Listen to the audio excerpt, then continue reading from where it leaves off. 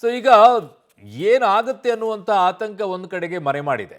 ಯಾವ ಆತಂಕ ಇದರಲ್ಲಿ ಇದೆಯೋ ಅನ್ನುವಂಥದ್ದು ನಿಮ್ಗೆಲ್ಲರಿಗೂ ಕೂಡ ಗೊತ್ತಿದೆ.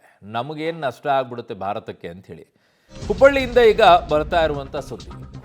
ಹುಬ್ಬಳ್ಳಿಯಲ್ಲಿ ಯುದ್ಧ ವಿಮಾನಗಳ ಹಾರಾಟ ಮಾಡಿರುವಂಥದ್ದು. ಹುಬ್ಬಳ್ಳಿಯಲ್ಲಿ ಕೊಲ್ಲಿ ರಾಷ್ಟ್ರಗಳ ಯುದ್ಧ ಹಿನ್ನೆಲೆಯಲ್ಲಿ ಜನರಿಗೆ ಒಂದು ಕ್ಷಣ ಭಯ ಆಗಿದೆ. ಹುಬ್ಬಳ್ಳಿಯಲ್ಲಿ ಏಕಾಏಕಿಯಾಗಿ 3 ಯುದ್ಧ ವಿಮಾನಗಳು ಕಾಣಿಸಿಕೊಂಡಿವೆ. ಒಮ್ಮೆಲೆ ಫೈಟರ್ ಜೆಟ್ ಕಾಣಿಸಿಕೊಂಡ ಹಿನ್ನೆಲೆಯಲ್ಲಿ ಜನ ಆತಂಕಗೊಂಡಿದ್ದಾರೆ. ಕೆಳಮಟ್ಟದಲ್ಲಿ ಹಾರಾಟವನ್ನ ಫೈಟರ್ ಜೆಟ್ಗಳು ಮಾಡಿರೋದು. ಹುಬ್ಬಳ್ಳಿಯಲ್ಲಿ ಬೆಳ್ಳಂಬೆಳಗ್ಗೆ ಯುದ್ಧ ವಿಮಾನಗಳು ಹಾರಾಟವನ್ನ ಮಾಡಿರೋದು ನೋಡಿ ಗಾಬರಿ ಆಗಿಬಿಟ್ಟಿದ್ದಾರೆ. ಏನಪ್ಪ ಇಲ್ಲಿ ಹಿಂಗ ಆಗ್ಬಿಟ್ಟಿದೆ ಅಂತ ಹೇಳಿ ನೋಡಿ.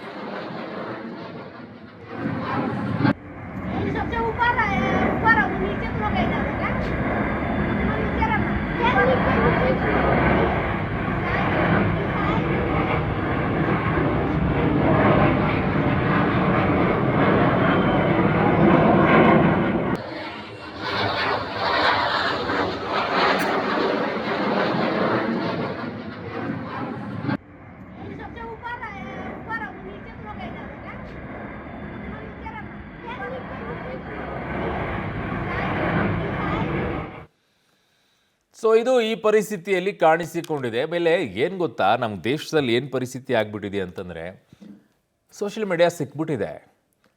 ನಮ್ಮ ಯುದ್ಧ ವಿಮಾನಗಳು ಎಲ್ಲಿಂದ ಎಲ್ಲಿಗೆ ಹೋಗ್ತಾ ಇವೆ ಎಲ್ಲ ವಿಡಿಯೋಗಳನ್ನು ಮಾಡ್ತಾರೆ, ಎಲ್ಲ ಸೋಷಿಯಲ್ ಮೀಡಿಯಾಗಳಲ್ಲಿ ಹಾಕ್ತಾರೆ. ಇದು ಪ್ರಪಂಚಕ್ಕೆಲ್ಲ ಸಿಗ್ತಾ ಇರುತ್ತೆ.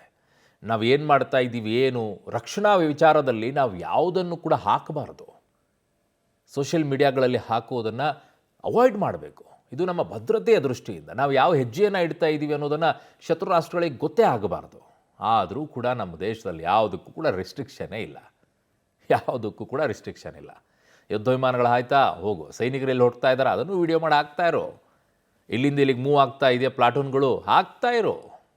ಕೇಳೋರೆ. ನನ್ನ ಸಹೋದ್ಯೋಗಿ ಸುನಿಲ್ ಪಾಟೀಲ್ ನನ್ನ ಸಂಪರ್ಕಕ್ಕೆ ಸಿಗ್ತಾ ಇದ್ದಾರೆ. ಸುನಿಲ್, ಏನಂತೆ, ಏನು ಮಾಹಿತಿ ಸಿಗ್ತಾ ಇದೆ ಈಗ ವಿಚಾರದಲ್ಲಿ? ಅರುಣ್, ಇವತ್ತು ಬೆಳಗ್ಗೆ ಏಕಾಏಕಿ 3 ಫೈಟರ್ ಜೆಟ್ಗಳು ಹುಬ್ಬಳ್ಳಿಯಲ್ಲಿ ಅತ್ಯಂತ ಕೆಳಮಟ್ಟದ ಅಂತರದಲ್ಲಿ ಹಾರಾಟ ನಡೆಸಿರುವಂತದ್ದು. ಕರ್ಕಶ ಶಬ್ದ ಹೊರಬಂತು. ಇದರಿಂದ ಜನ ಸಹಜವಾಗಿ ಆತಂಕಗೊಂಡ ಘಟನೆ ನಡೀತು.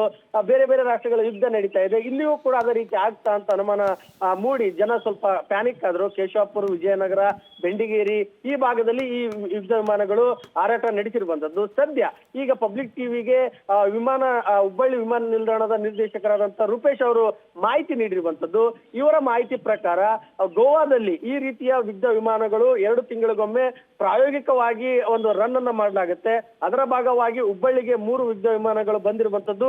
ಈ ರೀತಿಯಾಗಿ ಹಾರಾಟ ನಡೆಸಿರುವಂತದ್ದು. ಜನ ಆತಂಕ ಪಡುವಂತ ಅಗತ್ಯ ಇಲ್ಲ ಅಂತ ಸ್ಪಷ್ಟನೆ ನೀಡಿರುವಂತದ್ದು. ಅರುಣ್, ನೀವ್ ಹೇಳಿದಂತೆ ಸೋಷಿಯಲ್ ಮೀಡಿಯಾದಲ್ಲಿ ದೇಶದ ಭದ್ರತೆಗೆ ಸಂಬಂಧಿಸಿದಂತೆ ಈ ರೀತಿ ವಿಡಿಯೋಗಳು ಹರಿಬಿಡುವಂತ ಒಂದು ಚಾಳಿ ಪ್ರವೃತ್ತಿ ಆರಂಭ ಆಗಿರುವಂತದ್ದು. ಹೀಗಾಗಿ ಇದಕ್ಕೆ ವಿಮಾನ ನಿಲ್ದಾಣ ನಿರ್ದೇಶಕರು ಸ್ಪಷ್ಟನೆ ನೀಡಿರುವಂತದ್ದು. ಅರುಣ್, ಓಕೆ ಸುನಿಲ್, ನಿಮ್ಮೆಲ್ಲ ಮಾಹಿತಿಗೆ ಧನ್ಯವಾದಗಳು.